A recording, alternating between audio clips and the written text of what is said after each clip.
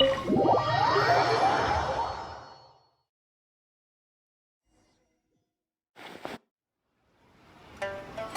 the day of the Rite of Parting. Although the star of the show is fake, we spent so much time trying to organize it, it would be a real shame not to go there now.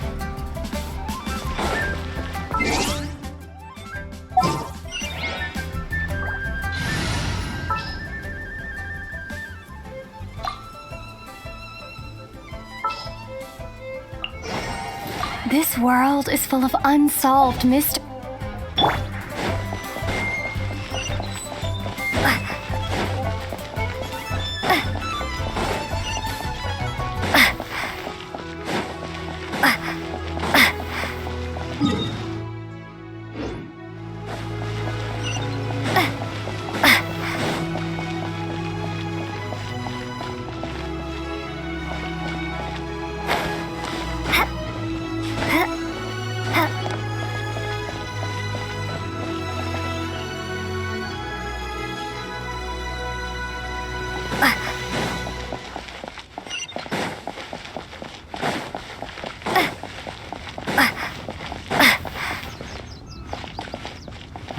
Well, since we're going through with this Rite of Parting, I guess it means that those rumors hit the nail on the head.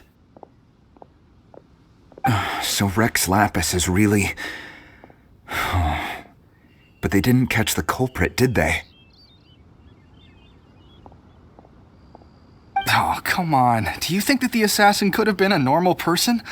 You know what I think.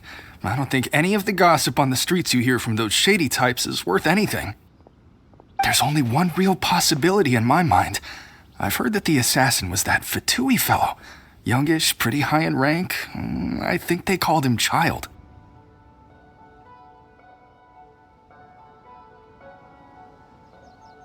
The Fatui? They certainly are very suspicious.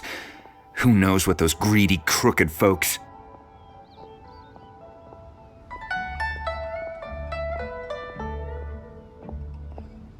Shh! Lower your voice. If the Fatui catch you in their sights, Rex Lapis won't be around to protect you this time.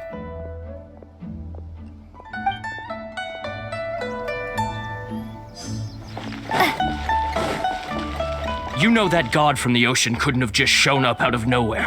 I mean, it's been 2,000 years since Rex Lapis subdued it. Yes, and to think that this happened right on the heels of the incident with Rex Lapis, too. Say, do you think the person who assassinated our lord and released that evil god might have been one and the same? Now that you mention it, that's very possible. Yes, it's very possible indeed. I mean, it all fits together. That person must have colluded with the evil god to harm Rex Lapis. Oh, that wicked, black-hearted scoundrel. Still, what sort of supernatural prowess must this person possess to be able to do such things?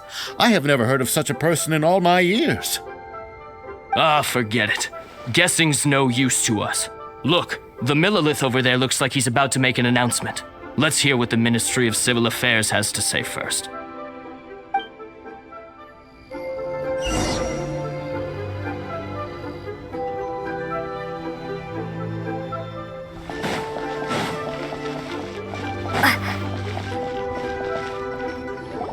Hear ye all, the Qixing's words. Though a dragon soars ageless as the mountains, it too must return to dust. This is common knowledge. Gods and adepti live glorious lives, but both light and shadow have their season. So too must they face divinely appointed trials. Rumors and hearsay abound on the streets that Rex Lapis was murdered. Now, let the truth be revealed. Having been thwarted in his trial, Rex Lapis's soul has recouped the celestial heights. He beseeches the people of Liyue to grieve not and to let not their hearts be saddened. Nor are they to believe street-born rumors or indulge in baseless speculation.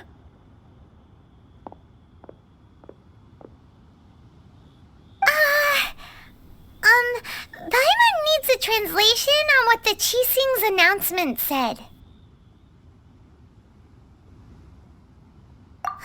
So that's how they're spinning it. Something feels off. Why would they suddenly give up looking for the murderer? Not to mention how this excuse sounds like something they just made up on the spot. Could the Qixing already have known that Rex Lapis wasn't dead? But Zhongli said that neither they nor the Adepti knew anything. Did Zhongli tell them in secret after his gnosis changed hands? Exactly, right? Ooh, seems like the Rite of Parting has been going on for a while now. Let's go have a look.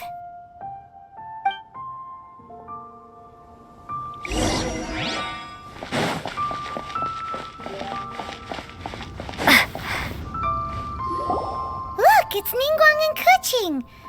Are they saying something? Are their speeches over?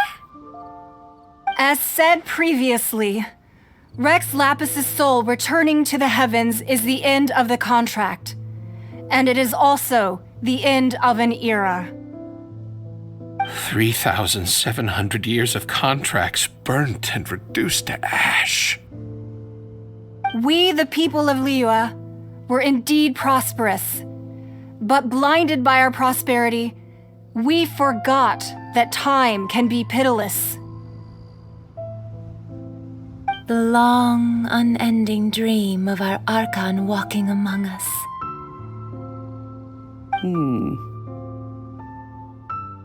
Now that we have awoken from our dream, we must learn to say farewell.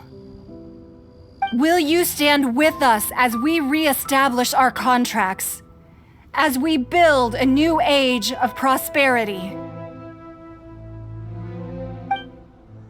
So concludes the words of Her Eminence the Tianquan.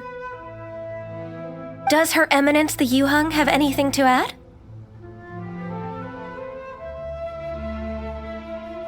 Huh? Is she looking this way? Traveler. Yikes! She really is looking our way! Is that the traveler who they say defeated the ancient god? So young. The Liyue Qixing always repay their debts. And as you have heard, our eyes see far and our reach is long. Name your price. You deserve that much. Whoa!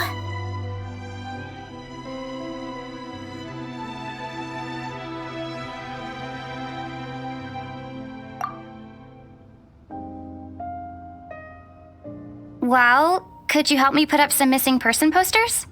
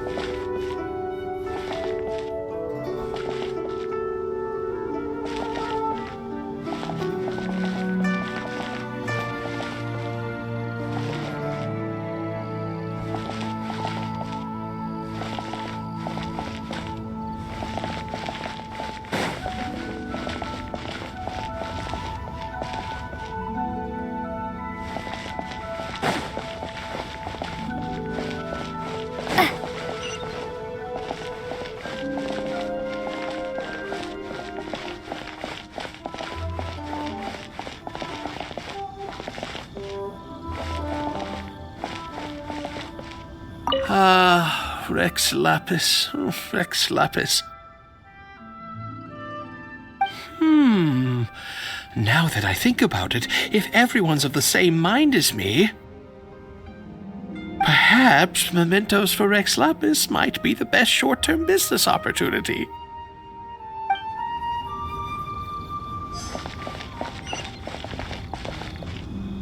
As for the mortals and adepti of Liyue, what shape shall our relationship take from now on?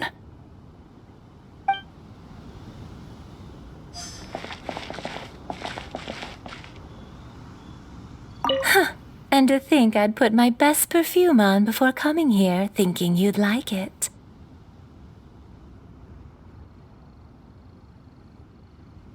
But it seems as if those perfumes really were meant to be offered to Rex Lapis. Well, that's fine. Suffer no rivals in love, they say. And that's 3 gone in 1 stroke.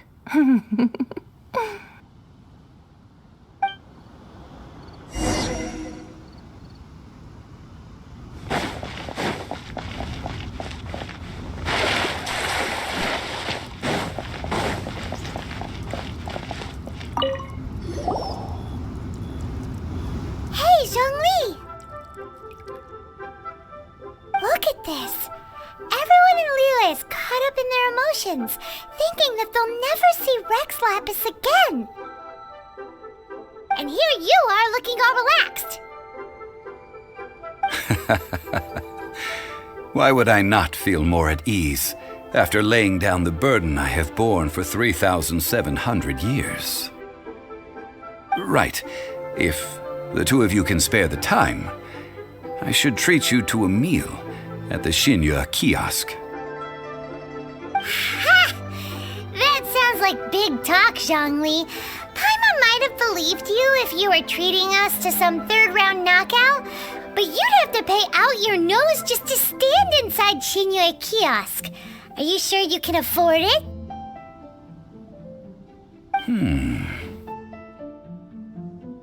You're right. I do lack the Mora.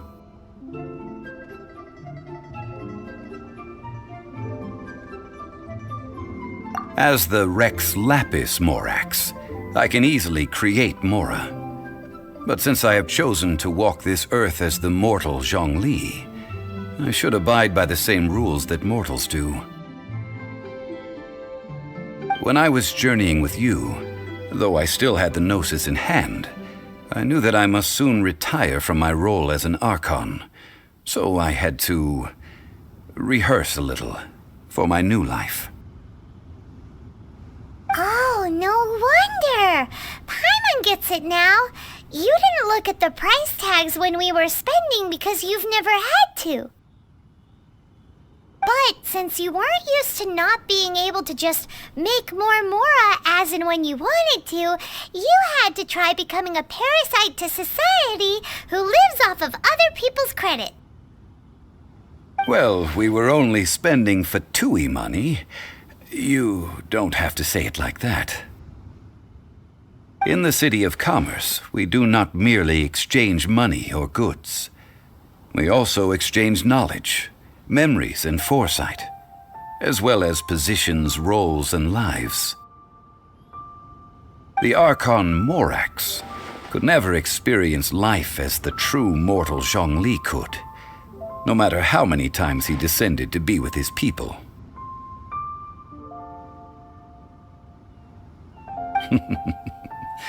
I must thank you for that. I will treasure the memories that I made as Zhongli, traveling the streets of Liyue with you. That is true. But there is no journey that does not end. No meetings without partings. Paimon thinks that we should make a move and continue our search for the 7.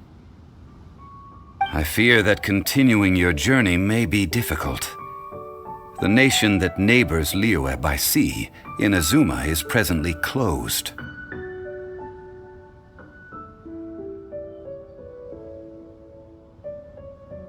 Yes, the nation has been closed by order of its deity, the Electro-Archon Ball. And just as the people of Liyue preferred to call me Rex Lapis, she too goes by another name among locals in Inazuma. Paimon thinks we've heard that one before. Raiden? That is the case. And since Raiden is also the Shogun of Inazuma, people call her the Raiden Shogun.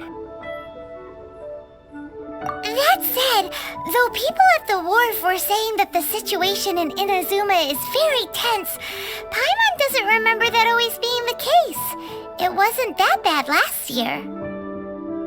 Zhongli, since you're Rex Lapis, shouldn't you know something about what's happening there?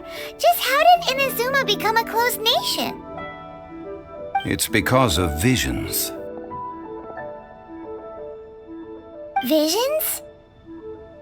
When faced with circumstances beyond their control, humans often bemoan their lack of power. But if a person shows true strength of will at a desperate and fateful moment in their life, the gods will look upon them with favor. This is what visions are.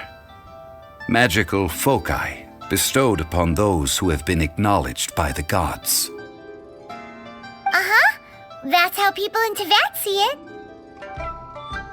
But starting from last year, the Raiden Shogun began promulgating the Vision Hunt Decree. Vision Hunt Decree? Yes. It was an order to seize all visions within Inazuma's borders, and to inlay them upon the hands of the statue of the omnipresent god. They want to seize visions. But why? Aren't visions blessings from the gods? I should think that in the Raiden Shogun's eyes, it is precisely because they are divine blessings that they should be under the sole dominion of divinity. Whoa, that's harsh. The Animo Archon is the god of freedom, and the Geo Archon is the god of contracts. For her part, the Raiden Shogun is the god of eternity. It seems as though she has finally decided to eliminate any unstable elements that could pose a threat to her eternal realm. The fact that even I, the oldest of the seven, have now passed away, will only strengthen her resolve to pursue eternity.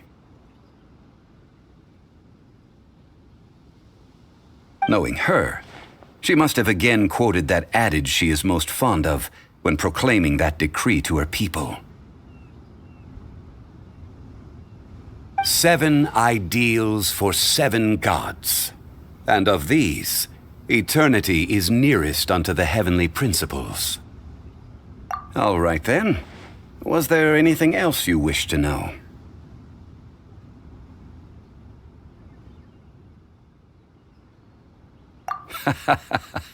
Ah, that was a good one. Failing a divine trial. How they came up with that excuse, I will never know. That said, the reason why the Qixing were so eager to resolve the incident and stop pursuing the culprit was indeed because they received news in secret that Rex Lapis was not dead. I hinted as much to the Adepti as well. How did I accomplish that, you ask? Have you ever heard of this particularly convenient Adepti art known as gifting dreams and visions? All right then. Was there anything else you wished to know? Yeah, about that. Before the Qixing made their announcement, we listened to a lot of people talking on the way. Most of them put the blame for everything on Child. These are indeed false accusations. But it remains undeniably true that Child did send people to the Jade Chamber to prevent the Adepti and the Qixing from defeating the ancient god. I've heard that Ningguang is busy milking that for all it's worth on the foreign relations front at the moment, browbeating the envoys of the Fatui. Those poor Snezhnayan diplomats. If it were not for Child's exalted position as a harbinger, I'm certain that they would have shifted all the blame to him and called for his dismissal by now. All right then. Was there anything else you wish to know? The time of the Adepti has long passed. If even the Liyue Qixing don't want to face that truth, then what future is there for Liyue? Kuching is absolutely right in saying this.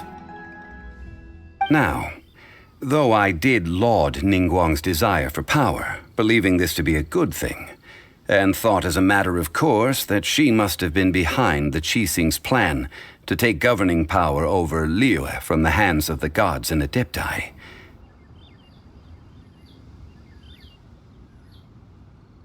Could the original person who brought up the idea of seizing power have been...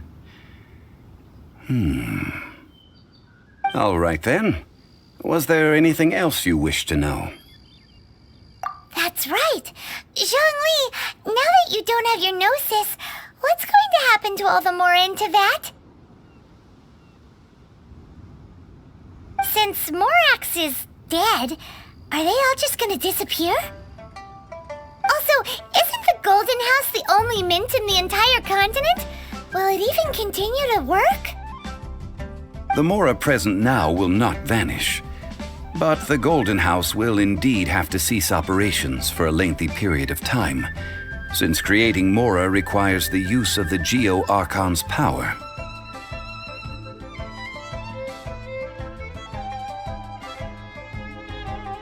This is terrible! We're all about to run out of Mora! The world is coming to an end! Yes, this is indeed a major issue from a financial standpoint. Well, I suppose we'll just leave such troublesome matters to the Liyue Qixing to debate. Then, did you at least set some private funds aside for yourself? Oh, a private fund. This does seem like a good, logical, common-sense idea. It's a shame. What's a shame? It's a shame that I didn't think of it at the time. All right then. Was there anything else you wish to know? Well then, I suppose you'll have to find a way to get inside this closed nation. Have patience. I suspect that some serendipity must first come into play.